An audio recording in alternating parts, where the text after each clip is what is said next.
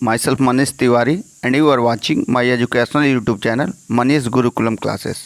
आज हम लोग उत्कर्ष कोचिंग के द्वारा जो पेट के लिए मॉडल टेस्ट दिया गया है उसी को सॉल्व करेंगे और इसमें हम लोग जीएस का और हिंदी का, इंग्लिश का, साथ ही जो रीजनिंग का जो ऑनलाइन फॉर्म में है, जो ऐसे जो है मोबाइल से बिना सॉल्व किए आसानी से कर सकते हैं उसको करेंगे। मैथ के क्वेश्चन के लिए एक अलग वीडियो बनाएंगे क्योंकि उसको सॉल्व करना पड़ेगा, ठीक है। तो उसको कॉपी पेन पे सॉल्व करके मैं दिखाऊंगा। तो आइए बिना देर किए शुरू करते हैं। पहला क्वेश्चन है कि निम्नलिखित विदेशी यात्री का क्रम भारत में जिस क्रम में आए हैं उनको क्रम में सजाना है। हम लोग जानते हैं ये सर टॉमस रो है, जहांगीर के दरबार में आया था यानी मुग़ल काल में। फ़ायान जो है तो इसमें हो जाएगा फ़ायान 2 2 3 3 और 1 2 3 1। देखिए कहाँ है, तो ऑप्शन नंबर सी में है 2 3 1। तो पहले का ऑप्शन सी हो जाएगा। कैसे हो जाएगा, ये ह्वेनसांग जो हर्षवर्धन के शासनकाल में आया था, फ़ायान चंद्रगुप्त मौर्य के समय में आया था, ठीक है। इस तरह 2 3 1 इसका सही हो जाएगा। अब आते हैं विजयनगर साम्राज्य की स्थापना किसके शासनकाल में हुई। तो विजयनगर साम्राज्य की स्थापना की बात किया जाए तो 1336 ईस्वी में हुई। हरिहर और बुक्का ने किया था। किसने किया था? हरिहर और बुक्का ने। अब उस समय भारत में जो है ये सल्तनत काल में ये मोहम्मद बिन तुगलक का शासन था। ऑप्शन बी सही हो जाएगा। कौन था? मोहम्मद बिन तुगलक। मोहम्मद बिन तुगलक 1325 में गद्दी पर बैठता है और जब तक जिंदा रहता है तब तक भारत में शासन करता है। और मोहम्मद बिन तुगलक पूरे तुगलक वंश में, या ऐसे कहा जाए कि पूरे जो है मध्यकालीन इतिहास का सबसे विद्वान राजा था, लेकिन इसका भाग्य ने साथ नहीं दिया। ये 3-4 सुधार किया था जिसमें सब में वो फेल हो गया। और इसी को कहा जा सकता है कि अपने भाग्य के चलते जो है ये इतिहास का एक ऐसा उदाहरण है जहाँ पे ये दिखता है कि भाग्य के चलते इसका थोड़ा भी भाग्य साथ नहीं दिया और ये असफल साबित हुआ, ठीक है। नेक्स्ट आते हैं बाबर की आत्मकथा तुजुक्के बाबरी जिस भाषा में लिखी गई है। तो बाबर की आत्मकथा तुजुक्के बाबरी जो तुर्की भाषा में लिखी गई है। ऑप्शन बी सही हो जाएगा। किस भाषा में? तुर्की भाषा में। नेक्स्ट जो है निम्नलिखित में से भारत का नेपोलियन कहा जाता है। तो भारत का नेपोलियन समुद्रगुप्त को कहा जाता है। किसको? ऑप्शन डी सही हो जाएगा, समुद्रगुप्त को, ठीक है। नेक्स्ट आते हैं विक्रमशिला विश्वविद्यालय का संस्थापक कौन था। तो इसको आप लोग लगाइए। आप लोग पहले अपने आप से सोच लीजिए, फिर मैं उसका आंसर लगाऊंगा, ठीक है। तो विक्रमशिला विश्वविद्यालय का संस्थापक बताना है तो हमारा ऑप्शन ए हो जाएगा, धर्मपाल, ठीक है। 9 बौद्धवाद के प्रतिपादक। और क्वेश्चन नंबर 6, 9 बौद्धवाद का प्रतिपादक कौन थे, कौन है? तो आप लोग लगा लिए होंगे। इसका हो जाएगा ऑप्शन बी, भीमराव अंबेडकर थे, ठीक है। डॉक्टर भीमराव अंबेडकर 9 बौद्धवाद के प्रतिपादक थे। क्वेश्चन नंबर 7 पे चलते हैं। क्वेश्चन नंबर 7, निम्नलिखित में से भारतीय राष्ट्रीय कांग्रेस के किस अधिवेशन में बाल गंगाधर तिलक ने अभिव्यक्त किया था कि स्वराज मेरा जन्मसिद्ध अधिकार है और मैं इसे लेकर रहूँगा। तो ये आप लोग अपना आंसर लगा लीजिए। लगा लिए होंगे। मेरे हिसाब से इसका आंसर ए हो जाएगा, लखनऊ अधिवेशन 1916 में। इसकी अध्यक्षता अंबिका चरण मजूमदार ने किया। ऐसे 1916 के लखनऊ अधिवेशन में गरम दल और नरम दल एक आपस में मिल गए, ठीक है। यहीं पे जो है ये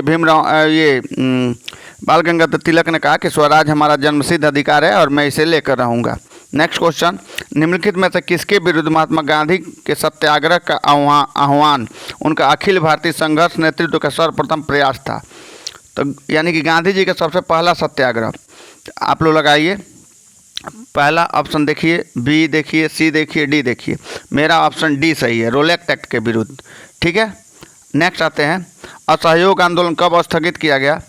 इसको आप लोग देखिए। तो मेरे हिसाब से असहयोग आंदोलन 1922 में, वर्ष 1922 में, ये 4 फरवरी 1922 को चौरी चौरा नामक जो गोरखपुर ज़िले में चौरी चौरा एक जगह है, वहाँ पे पुलिसकर्मियों को आंदोलनकारियों द्वारा थाने में बंद करके जला दिया गया था, जिसमें 22 पुलिसकर्मी मर गए थे। और तो इसलिए असहयोग आंदोलन को स्थगित करना पड़ा गांधी जी को। नेक्स्ट आते हैं किस यूरोपीय समुदाय ने भारत के साथ प्रथम व्यापारिक संबंध स्थापित किए। तो इसका हो जाएगा, आप लोग देख लीजिए, मेरा आंसर सी है, पुर्तगाली।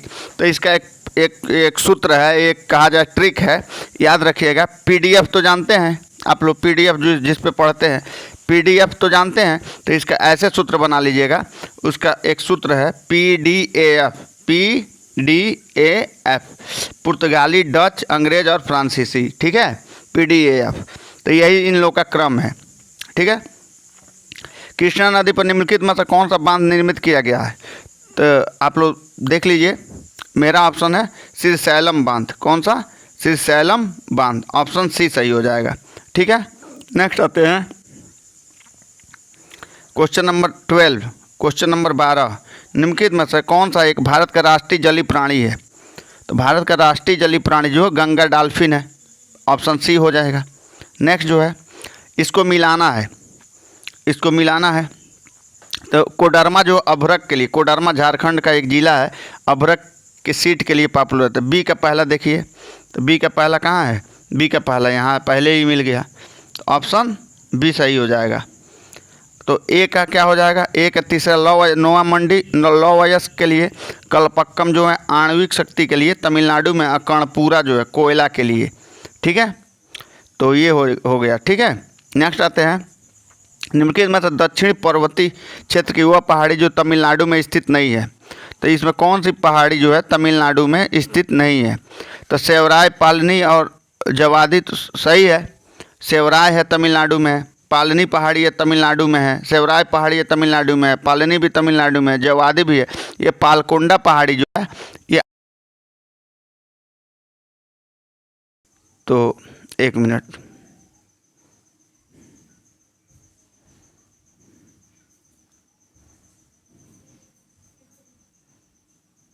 अब नेक्स्ट देख लेते हैं।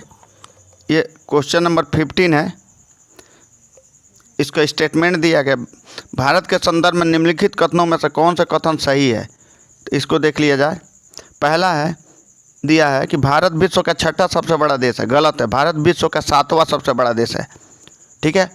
और क्षेत्रफल के हिसाब से देखें, सबसे बड़ा देश कनाडा, फिर आते हैं रशिया, सबसे बड़ा रशिया, फिर कनाडा, पहले रशिया, फिर कनाडा, फिर यूएसए, फिर चाइना, ऐसे आएंगे। भारत 7वां है। संसार का लगभग 2.4% क्षेत्र भारत के अंतर्गत आता है, ये सही है। यानी विश्व के कुल भूभाग का 2.4% भारत में आता है, सही है। कर्क रेखा देश के बीचों बीच से गुजरती है, जो अक्षांशीय विस्तार को 2 बराबर भागों में बांटती है, ये भी सही है। अब भारत की पूरी तरह से उष्णकटिबंधीय क्षेत्र में स्थित है, ये गलत है। भारत पूरी तरह से उष्णकटिबंधीय क्षेत्र में स्थित न होकर उष्ण एवं शीतोष्ण कटिबंध दोनों में स्थित है, ठीक है। तो इसमें आ जाते हैं, इसका ऑप्शन हो जाएगा 2 और 3। तो इसमें देखिए 2 और 3 कहाँ पे दिया है? तो 2 और 3 के लिए देखा जाए, ऑप्शन सी सही हो जाएगा, ऑप्शन सी सही हो जाएगा, ठीक है। नेक्स्ट आते हैं क्वेश्चन नंबर 13, मूल्यह्रास किसे कहते हैं? तो मूल्यह्रास जो है ये क्या है? किसी वस्तु के मूल्य में गिरावट, भौतिक संसाधन के इस्तेमाल में होने वाली टूट फूट, ये ऑप्शन बी सही हो जाएगा, ठीक है। मूल्यह्रास किसे कहते हैं? मान लीजिए आप एक साइकिल खरीदे, आज साइकिल खरीदने 1000 में खरीदे, लेकिन इसका प्रयोग करेंगे साल, 2 साल, 3 साल, और उसके बाद अगर उसको बेचने जाएंगे तो पूरा का पूरा 1000 आपको नहीं मिलेगा, 500 या 700 रुपये आपको मिलेगा, क्योंकि लोग उसका दाम कहेंगे आपने यूज किया है। तो यूज करने से जो सामान का, वस्तु का प्रयोग करने से जो उसके मूल्य में कमी होती है, उसी को हम मूल्यह्रास कहते हैं, ठीक है। तो भौतिक संसाधन के इस्तेमाल के दौरान होने वाली टूट फूट के कारण जो उसके वैल्यू में कमी होती है, उसी को मूल्यह्रास कहते हैं, ऑप्शन बी सही हो जाएगा, ठीक है।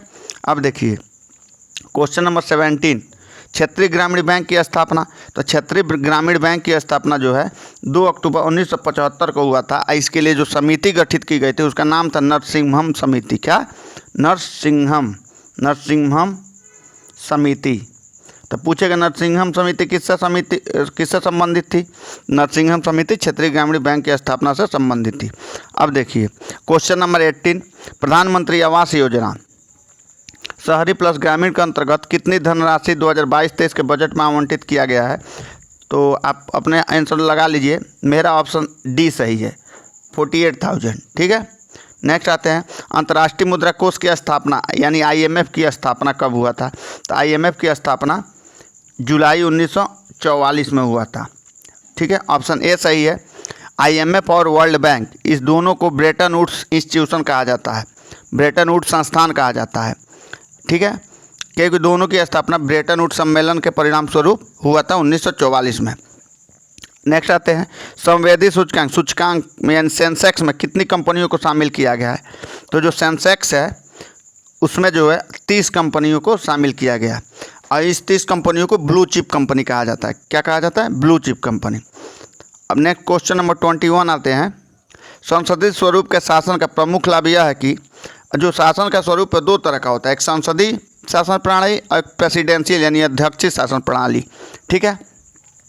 तो इसकी प्रमुख विशेषता, सरकार के अध्यक्ष को निर्वाचन के बिना नहीं बदला जा सकता है, गलत है। कार्यपालिका और विधानमंडल दोनों स्वतंत्र रूप से कार्य करते हैं, ये भी गलत है। कार्यपालिका विधानमंडल के प्रति उत्तरदायी रहती है, यह ऑप्शन सी सही है। कार्यपालिका जो है विधानमंडल के प्रति उत्तरदायी रहती है। कैसे? भारत में संसदीय प्रणाली है, तो विधानमंडल कौन है? जो भारत की संसद है या राज्यों में जो विधानसभा है और विधानमंडल है उसको, या केंद्र में जो है जो लोकसभा है, लोकसभा और राज्यसभा है, ये इसको हम ये कार्यपालिका वो कहेंगे, क्या? विधानमंडल कहेंगे। लोकसभा, राज्यसभा, विधानमंडल है। अगर राज्यों की बात किया जाए तो विधानसभा और विधान परिषद ये विधानमंडल है, ठीक है। तो जो मंत्री होते हैं, जो मंत्रीगण हैं वो लोग कार्यपालिका के सदस्य हैं। तो आप लोग देखते हैं जो मंत्रीगण हैं वो लोग हमेशा लोकसभा राज्यसभा में जवाब देते हैं। जो लोकसभा राज्यसभा के मेंबर के द्वारा जो प्रश्न पूछा जाता है उनका जवाब देते हैं, यानी कि कार्यपालिका जो है विधानमंडल के प्रति उत्तरदायी होती है। ऑप्शन सी सही हो जाएगा, ठीक है। नेक्स्ट आते हैं, निम्नलिखित में से कौन से अनुच्छेद में उच्चतम न्यायालय का अभिलेख होना कहा गया? यानी कि उच्चतम न्यायालय एक अभिलेख न्यायालय। अभिलेख न्यायालय का मतलब ये हुआ कि उच्चतम न्यायालय के द्वारा दिए गया जो भी निर्णय है वो अभिलेख के रूप में संरक्षित रहेगा, और उसका भारत के किसी भी कोर्ट में, किसी भी न्यायालय में, किसी भी हाई कोर्ट में, किसी भी डिस्ट्रिक्ट कोर्ट में, यानी कि उच्चतम न्यायालय से नीचे के न्यायालयों में साक्ष्य के रूप में प्रस्तुत किया जा सकता है, ऐसा कहा गया है अनुच्छेद 129 में। ऑप्शन बी सही हो जाएगा, 129 में, ठीक है। नेक्स्ट आते हैं क्वेश्चन नंबर 23। भारतीय संविधान के 44वें संशोधन के द्वारा मौलिक अधिकारों की श्रेणी से निम्नलिखित में से किसको हटाया गया? तो 44वें संशोधन के द्वारा ये ऑप्शन सी सही हो जाएगा। संपत्ति के अधिकार को मौलिक अधिकारों के श्रेणी से निकाल दिया गया। पहले संपत्ति के अधिकार भारतीय मूल अधिकार में कहाँ था? 19(1) में था, 19(1)(f) में था, ठीक है। उसके बाद से अब इसको हटा दिया गया और कहाँ कर दिया गया? और दूसरे 31 में था, आर्टिकल 31 यानी 31 में था। इसको हटा के मौलिक अधिकार से हटा के 300A में रख दिया गया। कहाँ? 300A में। अब ये कानूनी अधिकार हो गया, ठीक है। अब आइए नेक्स्ट आते हैं, तो इसका ऑप्शन क्वेश्चन नंबर 23 का ऑप्शन हो जाएगा सी, संपत्ति का अधिकार, ठीक है। नेक्स्ट आते हैं, निम्नलिखित में से कौन सा संसदीय शासन प्रणाली से अविच्छिन्न तत्व है? संसदीय शासन प्रणाली से अविच्छिन्न तत्व, अविच्छिन्न तत्व मतलब उससे अलग नहीं हो सकता। तो संविधान है, संविधान का, न्यायपालिका की सर्वोच्चता, कार्यपालिका और विधायिका का संयोजन, ये सी सही है। कार्यपालिका और विधायिका का संयोजन, यानी कि जो कार्यपालिका के सदस्य होते हैं, यानी जो मंत्री विधायक, जो मंत्री होते हैं वो लोग कार्यपालिका के सदस्य, वो लोग विधायिका के ही सदस्य होते हैं। यानी जो मंत्री बनता है हमारे भारत में वो लोग, या चाहे तो लोकसभा के वो मेंबर हो, चाहे तो राज्यसभा के मेंबर हो। उसी तरह राज्यों में चाहे तो विधानसभा के मेंबर होते हैं, चाहे तो विधानमंडल के मेंबर होते हैं, वही लोग मंत्री बनते हैं। हालांकि मंत्री कोई भी व्यक्ति बन सकता है, लेकिन 6 महीना के अंदर उसको लोकसभा या राज्यसभा या विधानसभा या विधानमंडल कहीं से भी सदस्यता लेना होता है, ठीक है। तो ये ऑप्शन सी हो जाएगा। भारतीय संविधान के किस भाग में 300 पानों में पंचायत बनाने की परिकल्पना की गई है? तो इसका ऑप्शन आप लोग बताइए, आप लोग लगा लिए होंगे। हमारे हिसाब से ऑप्शन ए सही है, भाग 9 में ये पंचायतों की सोपानों की व्यवस्था की गई है। वाहनों द्वारा तय की गई दूरी मापने का यंत्र को क्या कहते हैं? तो वाहनों, ये ऑडियोमीटर, ये ध्वनि सुनने का है, एक्सीलरोमीटर, ओडोमीटर, ओंडोमीटर। तो इसके वाहनों द्वारा जो तय की गई दूरी मापने के लिए ओडोमीटर का प्रयोग किया जाए। ऑप्शन सी सही हो जाएगा। क्या हो जाएगा? ऑप्शन सी सही हो जाएगा, ओडोमीटर। ठीक है। एक्सेलेरोमीटर स्पीड मापता है। ऑडियोमीटर क्या मापता है? ऑडियोमीटर जो है ध्वनि को मापता है। ठीक है। नेक्स्ट आते हैं, निम्नलिखित में से कौन सा परमाणु प्रतिरूप प्लम पुडिंग नाम से प्रसिद्ध है? प्लम पुडिंग नाम से कौन सा परमाणु प्रतिरूप प्रसिद्ध है? तो ये है आपका थॉमसन का परमाणु मॉडल। ऑप्शन ए सही हो जाएगा। थॉमसन के परमाणु मॉडल को प्लम पुडिंग नाम से प्रसिद्ध है। ऑप्शन ए सही हो जाएगा। नेक्स्ट क्वेश्चन, जंतु जगत का सबसे बड़ा संघ कौन है? तो इसमें आप लोग बताइए, लगाइए जल्दी। तो इसका हो जाएगा ऑप्शन सी हो जाएगा, संघ आर्थ्रोपोडा। संघ आर्थ्रोपोडा जो है जंतु जगत का सबसे बड़ा संघ है। हरित लवक में पाया जाता है। हरित लवक में क्या पाया जाता है? तो हरित लवक में राइबोसोम पाया जाता है, थाइलेकाइड पाया जाता है, क्वांटासोम पाया जाता है। ये तीनों पाया जाता है। तो ऑप्शन डी सही हो जाएगा। क्या हो जाएगा? Option D. नेक्स्ट आते हैं क्वेश्चन नंबर 30। क्वेश्चन नंबर 30 पे आ गया है, निम्नलिखित में से किस पेशियों में लैक्टिक अम्ल का जमाव होता है? तो ये देखिए, ऐच्छिक पेशियों, अनैच्छिक पेशियों, हृदय पेशियों, उपरोक्त सभी में। तो इसमें होता है ऐच्छिक पेशियों में। ऐच्छिक पेशियों में लैक्टिक अम्ल का जमा होता है। इसको अगर ये जो लैक्टिक अम्ल है उसी के कारण व्यक्ति को थकावट लगती है। जब व्यक्ति थकता है तो उसके मांसपेशियों में लैक्टिक अम्ल जम जाता है, इसी के कारण उसको थकावट लगती है। ठीक है। नेक्स्ट आते हैं, अब ऐच्छिक पेशी क्या होते हैं उसका उदाहरण देख लीजिए। जिसको हम अपने इच्छा अनुसार घुमाते हैं, जैसे हमारा हाथ है, जब हमें इच्छा होता है तो उसको जिधर चाहे उधर कर सकते हैं, अपने गर्दन को जिधर चाहे उधर घुमाते हैं। ठीक है। तो ये ऐच्छिक पेशी कहेंगे। ठीक है।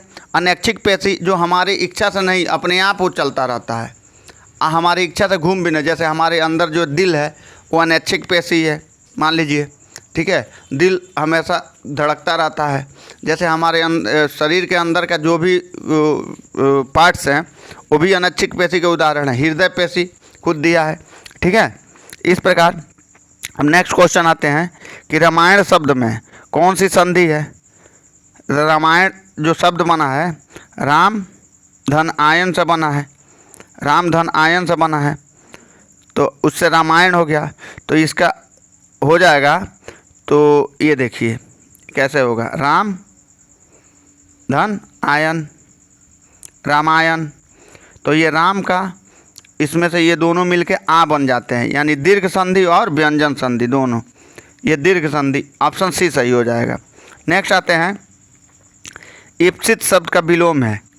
तो ये बहुत आसान है।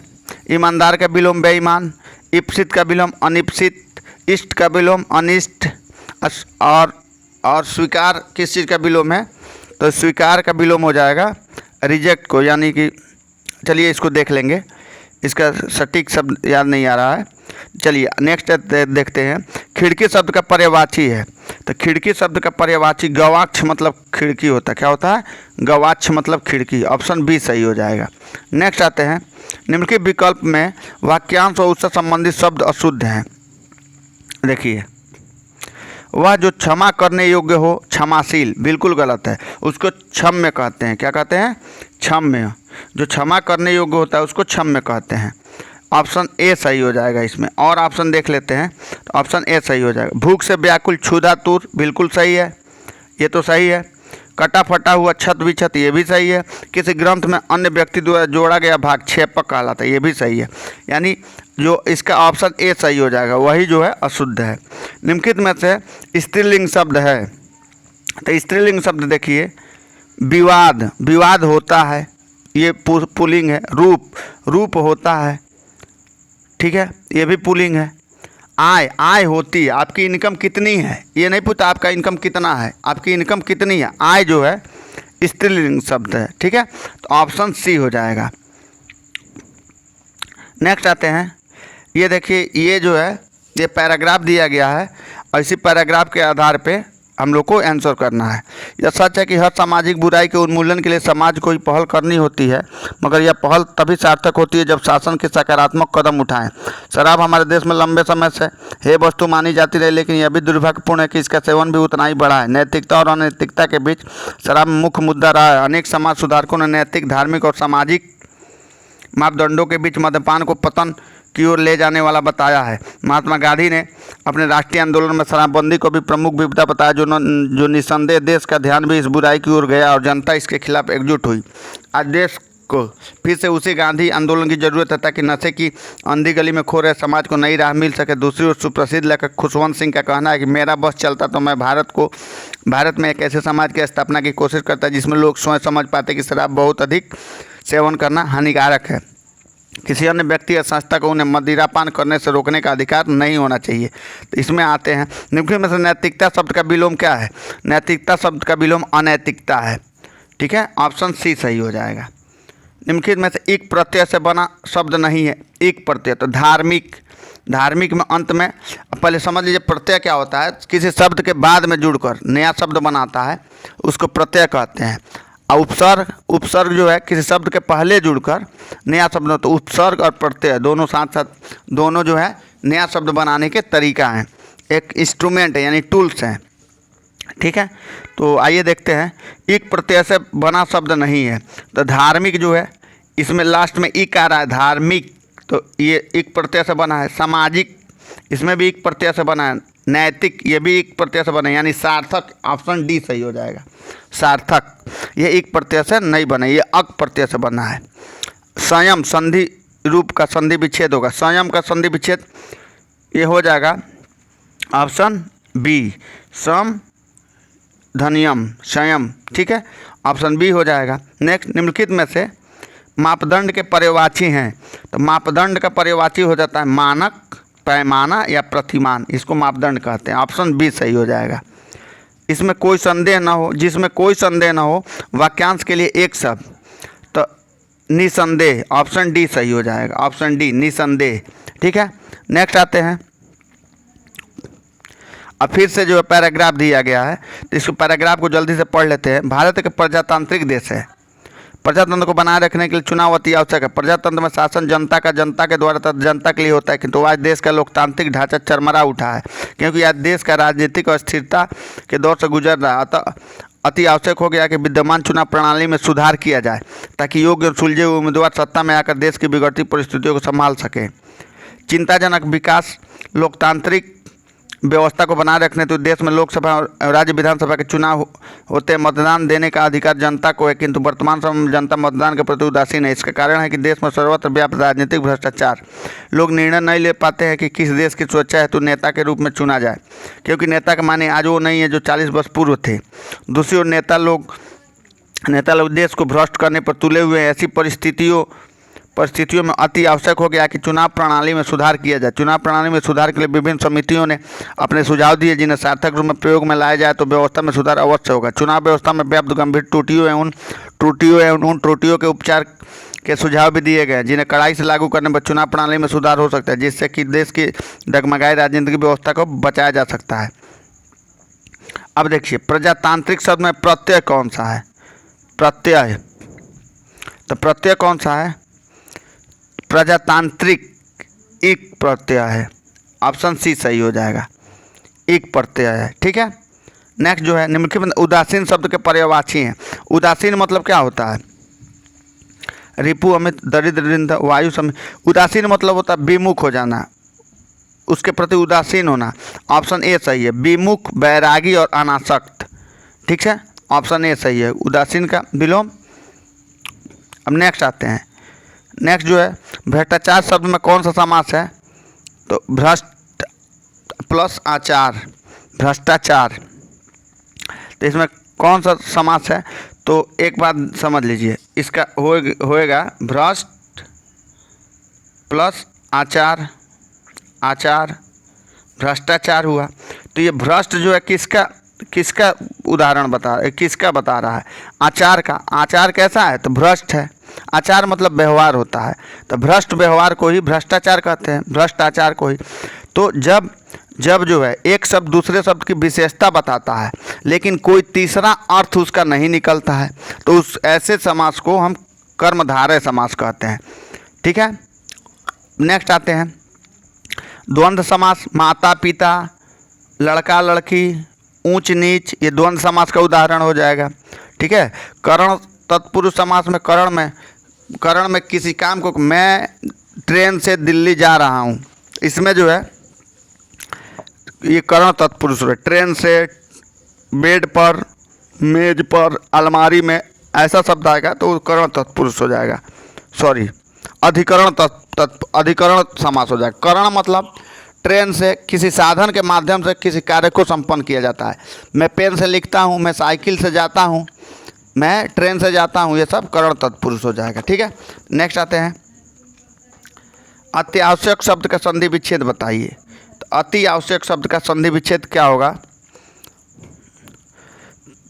इसका हो जाएगा अतिधन आवश्यक। अतिधन आवश्यक, ऑप्शन बी सही हो जाएगा। ठीक है, ऑप्शन बी, अतिधन आवश्यक। नेक्स्ट आते हैं, परिस्थिति शब्द में उपसर्ग और मूल शब्द बताइए। उपसर्ग जो पहले जुड़ता है तो परिधन स्थिति, परिस्थिति, ऑप्शन ए सही हो जाएगा। परिधन स्थिति यानी परिस्थिति। ठीक है, ऑप्शन ए सही हो जाएगा। नेक्स्ट आते हैं, ये इंग्लिश का पैराग्राफ दिया है, इंग्लिश पैराग्राफ को देखना है। अब नेक्स्ट क्वेश्चन में जो है पैराग्राफ पढ़ना है, इंग्लिश पैराग्राफ दिया और इसके बेस पे क्वेश्चन लगाना। तो एक बात ध्यान रखिएगा, चाहे हिंदी पैराग्राफ हो या इंग्लिश पैराग्राफ हो, पैराग्राफ में जो बात दिया गया रहता है उसी आधार पर आंसर लगाना होता है, चाहे वो गलत ही क्यों न दिया। अगर पैराग्राफ में दिया हो कि हिमालय पर्वत हिंद महासागर में स्थित है, तो हम लोग को यही मान के क्वेश्चन सॉल्व करना होता है, उसका उत्तर उसी बेस पर लगाना होता है। हाँ, ये मान लिया जाएगा कि हिमालय पर्वत हिंद महासागर में है। ऐसा नहीं कि हम जानते हैं कि हिमालय पर्वत हिंद महासागर में नहीं है तो उस बेस पे हल कर दें। नहीं, जो पैराग्राफ में दिया रहता है, पैराग्राफ का मतलब यही होता है, उसको वही मान के सॉल्व किया जाता है। तो आइए देख लेते हैं जल्दी से, ये पैराग्राफ को थोड़ा सा तेज़ी से पढ़ लेते हैं। Long ago Emerson wrote a man's task in his life preserves. This seems to be remarkably correct in our modern life. The man without task is like a ship without a ballast and anchor. He is all too often merely a drifter. Few men seem to have initiative enough to choose a task for themselves if they do not need to work. When the inevitable disappointment come as they assuredly will, they are completely overwhelmed. But the man who has his task has no time for vain regret. He escaped the disastrous fate which overtakes his less fortunate brother. Work is one of the greatest safety valves which was ever invented, and youth especially needs it. अब इसको देख लीजिएगा आप लोग, एक बार इसका photo खींच लीजिए, आप लोग खुद पढ़ लीजिएगा। ठीक है, इसको मैं पूरा ऐसे कर दे रहा हूँ। ठीक है, तो पैराग्राफ को फ़ोटो खींच लीजिए, पढ़ लीजिएगा। चलिए आते हैं, अब सॉल्व करते हैं। It seems to be remarkably correct in modern life that, option देखिए, a man enough leisure, youth needs less work and more rest, man fail to choose a task for themselves, the correct choice of the task preserves one's life, option D सही हो जाएगा। The correct choice of the task preserves one life. ठीक है, paragraph में दिया गया है। Next जो है, a person, question number 47, a person who has chosen the right task has no time to regret because he, option देखिए, is engross in his work, गलत है। Has too much to do, has succeeded in life, has a safe and secure life, option B सही हो जाएगा। Has too much to do, has too much to do, option B सही हो जाएगा। Next जो है, the expression safety valve means something which blow up safety, गलत है।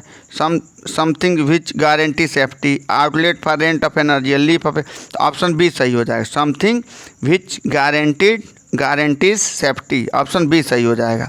नेक्स्ट जो है, give synonyms for the following word, इसका साइनोनिम्स बताना है। फ्यूटाइल का साइनोनिम्स क्या हो जाएगा? इसका हो जाएगा साइनोनिम्स मतलब समानार्थक, वेन, VAIN, वेन हो जाएगा, ऑप्शन सी सही हो जाएगा। ठीक है, फ्यूटाइल का वेन। अब यहाँ एंटोनिम्स बताना है, एंटोनिम्स मतलब विलोम, तो इसमें क्या हो जाए, रिमोर्स का एंटोनिम्स विलोम क्या हो जाए, एब्डिकेट, रिनाउंस, रिलिक्यूस, ऑब्ड्यूरेसी, तो इसका ऑप्शन डी सही हो जाएगा, ऑब्ड्यूरेसी। ठीक है, नेक्स्ट आते हैं, भारत के किस राज्य की तटरेखा सबसे लंबी है? तो भारत में गुजरात की तटरेखा सबसे लंबी है, ऑप्शन डी सही हो जाएगा। ठीक है, नेक्स्ट क्वेश्चन देखिए, केंद्रीय औषधि अनुसंधान संस्थान।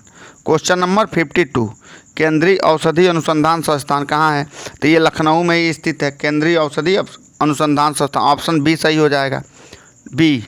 ठीक है, नेक्स्ट आते हैं, इंटरनेशनल कोर्ट ऑफ जस्टिस का मुख्यालय कहाँ है? तो इंटरनेशनल कोर्ट ऑफ जस्टिस का मुख्यालय द हेग है, द हेग। ऑप्शन सी सही हो जाएगा। द हेग कहाँ है? नीदरलैंड की राजधानी है। तो नीदरलैंड की राजधानी द हेग में इंटरनेशनल कोर्ट ऑफ जस्टिस का मुख्यालय है। क्वेश्चन नंबर 54, निम्नलिखित में से कौन सा पुरस्कार केवल संगीत से संबंधित है? तो आइए देख लेते हैं। ये ग्रैमी पुरस्कार जो है केवल संगीत के क्षेत्र में दिया जाता है। कांस फिल्म फेस्टिवल आप लोग सुने होंगे, फिल्म से संबंधित है। ऑस्कर फेस्टिवल, ये ऑस्कर पुरस्कार, ये भी फिल्म से संबंधित है। टैगोर पुरस्कार, ये साहित्य से संबंधित है। तो इसका ऑप्शन डी सही हो जाएगा। ठीक है, अब देखिए रिंगगिट किस देश की मुद्रा है? तो रिंगगिट जो है ये है आपका मलेशिया की मुद्रा। ऑप्शन ए सही हो जाएगा। नेक्स्ट जो है, गीत गोविंद किसने लिखा है? आप लोग अपने हिसाब से मारते रहिएगा। तो गीत गोविंद का रचनाकार हैं जयदेव। कौन है? जयदेव है। ऑप्शन बी सही हो जाएगा। सूर सागर, सुर सुरावली, साहित्य लहरी, ये सब सूरदास की रचना है। ठीक है, अब देखिए नवकलेश्वर उत्सव किस राज्य से संबंधित है? इसका ऑप्शन बताइए आप लोग। तो ये हो जाएगा ऑप्शन ए, ओडिशा से संबंधित है नवकलेश्वर उत्सव। ऑप्शन ए सही हो जाएगा। नेक्स्ट, संयुक्त राष्ट्र सुरक्षा परिषद के 5 अस्थायी सदस्य हैं। तो संयुक्त राष्ट्र सुरक्षा परिषद के 5 अस्थायी सदस्य कौन कौन से हैं? जर्मनी नहीं है, ध्यान रखना है। चीन है, फ्रांस है, रूस है, ब्रिटेन है और यूएसए है। ऑप्शन सी सही हो जाएगा। चीन, फ्रांस, रूस, ब्रिटेन और यूएसए। साजन प्रकाश किससे संबंधित है? तो साजन प्रकाश जो है, आप लोग ऑप्शन अपने हिसाब से बनाइए। साजन प्रकाश तैराकी से संबंधित है। ऑप्शन बी सही हो जाएगा। भारत में वायुसेना दिवस कब मनाया जाता है? तो बनाइए, बहुत आसान क्वेश्चन है, कई बार एग्जाम में पूछा जा चुका है। भारतीय वायुसेना जो है 8 अक्टूबर को मनाया जाता है। ऑप्शन सी सही हो जाएगा। नेक्स्ट जो है, 10 जनवरी 1991 को सप्ताह का कौन सा दिन था? तो ये रीजनिंग है और इसको बनाएंगे तो आएगा गुरुवार था। Option D. ठीक है, नेक्स्ट आते हैं, दिए गए विकल्पों में दूसरी जोड़ी के लिए सापेक्ष शब्द का चयन करें जिसे पहली जोड़ी के संबंध का अनुसरण करते हुए प्रश्न चिन्ह का स्थान पर आएगा। तो इसमें देखिए ये आसान है इसलिए इसको कर दे रहे हैं। CMW है या DNX है। देखिए C के बाद D, M के बाद N और W के बाद X। ठीक है, तो उसी तरह A के बाद B, K के बाद L, तो BL, तो BL देखिए, IU के बाद V, BLV, ABCD EFG HIJ KL MN OP QR ST UV। ये ऑप्शन डी सही हो जाएगा, BLV। ठीक है, नेक्स्ट आते हैं, AB का भाई है, CD का पिता है, EB की माता है। तो देखिए AB दोनों भाई हैं। ठीक है, इसमें मान लीजिए एक लड़की भी हो सकती है। CD का पिता है, CD का पिता, EB की माता है, यानी B और AB की माता जो है E है और C इन लोगों की पिता है। A और D भाई हैं, A और D दोनों भाई हैं, यानी D भी भाई है। तो E C से क्या रिश्ता है? E जो है, E पत्नी है किसकी? C की। C D का पिता है भाई। C पहले ही पता चला कि पुरुष है, तो C D का पिता है, तो E क्या हो जाएगी? E पत्नी हो जाएगी। ऑप्शन डी सही है। E जो है पत्नी है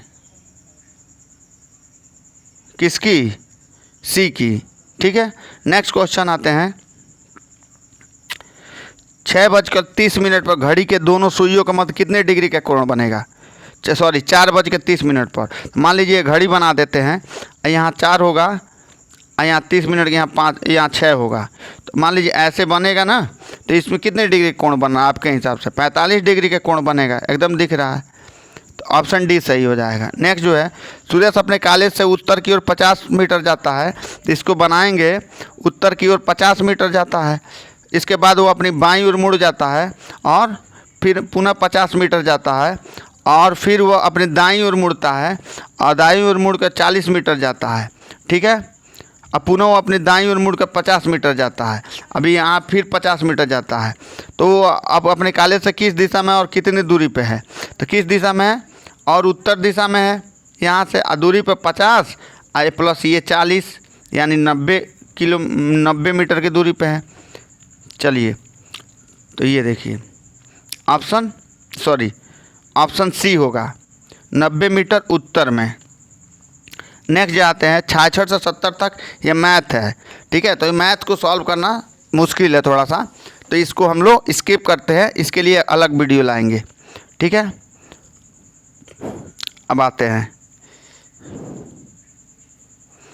ये मैथ में डेटा इंटरप्रिटेशन है, तो इसमें तो थोड़ा दिक्कत होगा। अब नेक्स्ट को यहाँ पे आते हैं, क्वेश्चन नंबर 91, प्रतिवर्ष अंतर्राष्ट्रीय श्रमिक दिवस। तो अंतर्राष्ट्रीय श्रमिक दिवस 1 मई को मनाया जाता है, ऑप्शन सी सही हो जाएगा। नेक्स्ट आते हैं एमएसएमई सतत जेईडी प्रमाणन योजना का शुभारंभ किसने किया, इसको बताइए। करेंट अफेयर्स का क्वेश्चन है, तो इसका शुभारंभ किया नारायण राणे ने किया, ऑप्शन डी सही हो जाएगा, ठीक है। नेक्स्ट 2 मई 2022 को किसने विश्व स्कूनर चैंपियनशिप 2022 का खिताब जीता है, बताइए, जल्दी बताइए। करेंट अफेयर्स का महत्वपूर्ण क्वेश्चन है, तो इसका हो जाएगा रोनी ओ सुलिवन ने विश्व स्कूनर चैंपियनशिप 2022 का खिताब जीता है। नेक्स्ट क्वेश्चन 3 मई 2022 को जारी विश्व प्रेस स्वतंत्रता सूचकांक 2022 में भारत का कौन सा स्थान मिला है, तो भारत का स्थान मिला है 150वां स्थान, ठीक है। नेक्स्ट आते हैं, ऑप्शन बी सही हो जाएगा 94 का। नेक्स्ट आते हैं 4 मई 2022 को भारतीय रिजर्व बैंक ने रेपो रेट को 0.40% बढ़ाकर कितने प्रतिशत कर दिया है, तो बताइए आप लोग। इसका ऑप्शन हो जाएगा ये 4.40, ठीक है, ऑप्शन बी सही हो जाएगा। नेक्स्ट जो है जीवाला विशेष ऋण योजना किस राज्य सरकार ने शुरू किया है, तो जीवाला विशेष ऋण योजना जो है किस राज्य सरकार ने शुरू किया है, इसका ऑप्शन हो जाएगा आपका, इसका ऑप्शन होगा आपका महाराष्ट्र ने जीवाला विशेष ऋण योजना को शुरू किया है। नेक्स्ट आ जाते हैं, मई 2022 में किसने भारतीय वायुसेना का महानिदेशक निरीक्षण और डीजी का पदभार संभाला है, तो इसका ऑप्शन बताइए आप लोग। इसका ऑप्शन सी हो जाएगा, संजीव कपूर ने संभाला है, ठीक है। जीन बैंक परियोजना स्थापित करने वाला पहला राज्य कौन सा है, जीन बैंक परियोजना, तो इसका ऑप्शन बी महाराष्ट्र जो है जीन बैंक परियोजना स्थापित करने वाला पहला राज्य, ऑप्शन बी हो जाएगा। नेक्स्ट जो है मिड डे मील के साथ सरकारी स्कूलों में नाश्ता देने वाला भारत का पहला राज्य कौन सा है, तो मिड डे मील के साथ सरकारी स्कूलों में नाश्ता देने वाला भारत का पहला राज्य कौन सा है, यह है तमिलनाडु, ऑप्शन ए सही हो जाएगा, ठीक है। और ये लास्ट क्वेश्चन है, विश्व का सबसे लंबा कांच का पुल किस देश में बनाया जा रहा है, तो इसको बताइए। विश्व का सबसे लंबा कांच का पुल किस देश में बनाया जा रहा है, बताइए। तो इसका ऑप्शन हो जाएगा वियतनाम। और इस तरह से ये 100 नंबर तक क्वेश्चन तक हम लोग पहुँच गए, केवल मैथ के क्वेश्चन को स्किप किए हैं, क्योंकि मैथ का डेटा इंटरप्रिटेशन का क्वेश्चन है, कोई फार्मूला बेस्ड क्वेश्चन नहीं है, तो डेटा इंटरप्रिटेशन में कैलकुलेशन ज़्यादा होता है, इसलिए, ठीक है, उसका अलग से वीडियो में लाएंगे। धन्यवाद। थोड़ा हमारे चैनल को आप लोग सब्सक्राइब कर लें और जितने हो सके दोस्तों में शेयर करें, ठीक है, धन्यवाद।